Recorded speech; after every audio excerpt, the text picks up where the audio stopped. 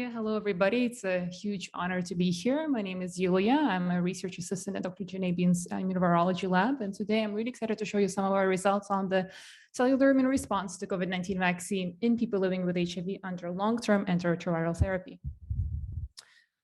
So it is well known that despite ART, people living with HIV continue to suffer from very high burdens of pulmonary complications, which are infectious and non-infectious. And that suggests that their pulmonary immunity is actually not fully restored despite the treatment.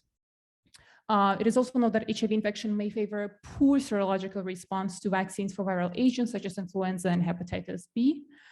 And there are ongoing concerns that the immune dysfunction caused by the chronic HIV infection might hinder the induction and the maintenance of immunological memory by SARS-CoV-2 vaccines. Furthermore, there have been very few longitudinal studies that have compared COVID-19 cellular immune response between people living with HIV and seronegative controls, especially after the third dose. And so our objectives for the study was to assess cellular immune response generated by the COVID-19 vaccines in people living with HIV after the first, the second, and the third vaccine doses, and to compare immunogenicity of these responses after the third dose in people living with HIV versus seronegative controls. So for our study, we had HIV positive and HIV negative study groups recruited from CTN 328 and SSO cohorts respectively. Both of our study groups were very well age matched, although there have been some discrepancies in biological sex. We had more male participants in our HIV positive study group. All of our HIV positive participants were taking ART. They had good CD4 T cell counts. And importantly, none of our participants had any indication of prior SARS-CoV-2 infection, which has been assessed through self-declaration, PCR, and serological results. And furthermore, all of our participants had developed a humeral immune response after they have been vaccinated, meaning that we wanted to ensure that whatever immune response we detect is actually caused by the vaccine and not prior infection. Right, so for our HIV positive study group, we had access to the following visits. So these included blood cells taken at visit 1, which was the baseline before any vaccine was administered. Visit 2 was 1 month after dose 1. Visit 3 was 3 months post-dose 2, and visit B1 was 1 month post-dose 3. For our seronegative controls, our access was a little more limited. We could only receive blood cells for the baseline visit, visit 1, and visit B1, which was after the third dose. So in our HIV positive and HIV negative comparisons, we only compared those 2 visits. And for our HIV positive study group, we had a comprehensive longitudinal analysis of their T cell response. So once we received the frozen PBMCs, which are the cells from the blood, we had thawed them and rested them for 2 hours, and then our ex vivo phenotyping was performed on the same day. The remainder of the cells was incubated at 37 degrees overnight to rest them, and then they were stimulated with either just the co-stimulating antibody cocktail, which was our negative control, as well as the co-stimulating antibody cocktail with the SARS-CoV-2 spike peptide pool. And so then these cells were incubated, and then brifidin amanitin was added, and this essentially traps the cytokines inside the cells. And then we performed in vitro phenotyping to assess cytokine production in these cells in response to the spike peptide. Right. So in our gating strategy, we have gated on CD3 positive live single T cells, and then the T cell populations were further stratified into the CD4 and CD8 T cell populations. And as I mentioned earlier, we had a negative control along with our experimental condition. And within our negative control, that was just the co-stimulating cocktail. So meaning we wanted to measure any background positive frequencies for the cytokines you see here, which was TNF alpha, interferon gamma, and IL-2. And that background was subtracted from our experimental condition to ensure that whatever frequencies we detect, they're actually spike peptide specific and not just background from co-stimulation. Right, so the first observation that we have made is that the optimal spike-specific CD4 T cell response was actually achieved after the second dose and maintained with the third booster dose in people living with HIV, which is obvious here for TNF and IL-2, which was significant, and the same pattern was observed in interferon gamma. Furthermore, once we compared our HIV positive and HIV negative study groups, we observed higher frequencies of TNF alpha positive SARS-CoV-2 specific CD4 T cells in people living with HIV. Looking at CD8 T cells, we did see a detectable spike-specific CD8 T cell response in people living with HIV. Interestingly, we saw a significant decrease in interferon gamma after the second dose of the vaccine. And once we compared our positive, HIV positive and HIV negative study groups, we saw significantly lower frequencies of interferon gamma positive CD8 T cells in our HIV positive participants. And so you might have noticed that in our data, SARS-CoV-2 specific response is much more prominent in CD4 T cells than CD8s. And this actually might be a bias caused by peptide pool stimulation, because other studies have also commented on that. When you stimulate with a peptide pool, you favor MHC class 2 presentation, hence you favor CD4 T cell activation rather than CD8s, which bind to MHC class 1. When we stratified these SARS-CoV-2 specific T cells further, based on their individual cytokine secretion, which is indicated at the bottom, we saw that there are increased frequencies again of TNF alpha positive spike specific CD4 T cell subsets in people living with HIV versus seronegative controls. And as for the CD8 T cells, once again, we saw a reduction in those specific subsets within the CD8 T cells that are interferon gamma positive after the second dose. So it's a similar observation. So once we zoomed in on just the antigen specific cells as our starting cell pool, we saw that there is a significant increase in the proportion of bifunctional CD4 T cells. So these are the cells that express any of the two cytokines I mentioned earlier out of the three. And that's the green slice of this pie chart over here. And so that proportion goes up after the second dose and goes up significantly in people living with HIV in CD4 T cells. And we did not see any significant differences in overall polyfunctional profile between HIV positive and HIV negative groups in either CD4 or CD8 T cells.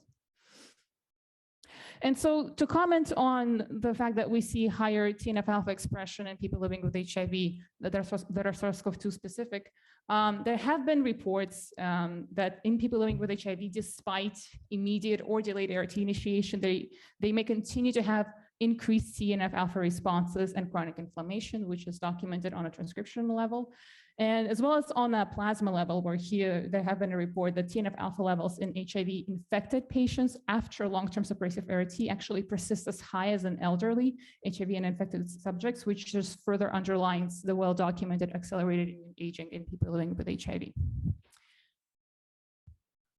And so there are still, again, some researchers are still concerned that during HIV infection, things like chronic inflammation and reduced interferon gamma production might impede the immune response to SARS-CoV-2 in people living with HIV.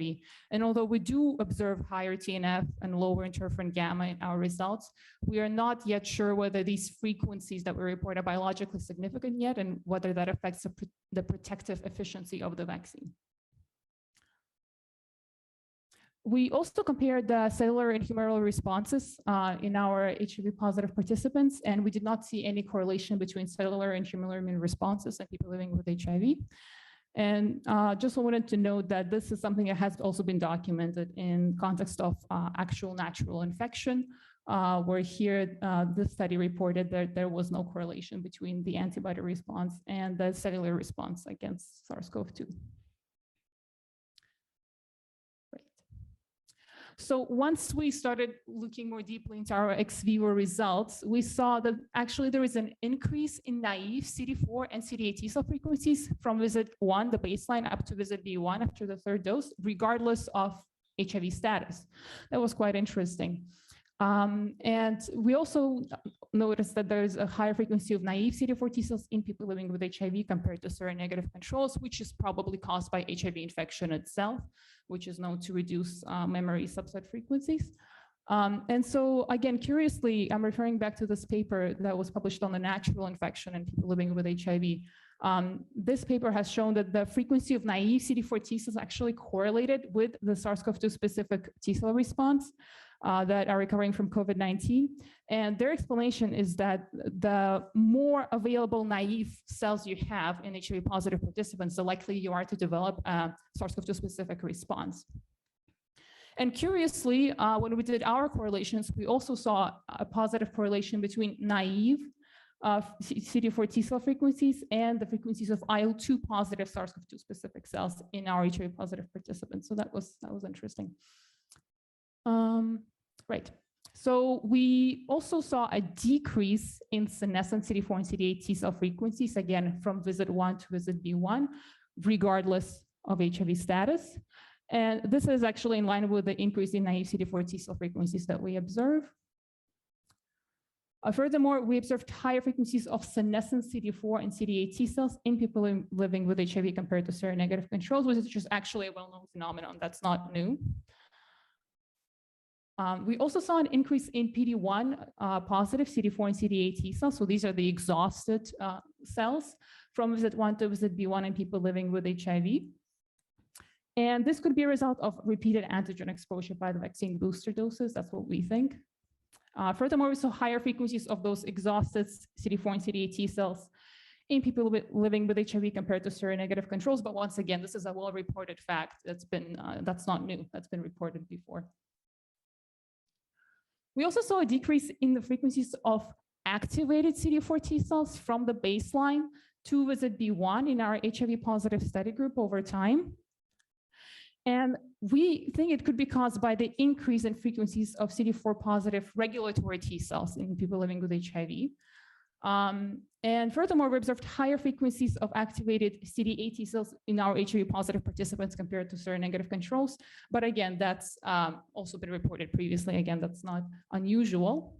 But in regards to the decrease in activated CD4s, we did see an increase in regulatory T cell frequencies from baseline to the third dose, regardless of HIV status.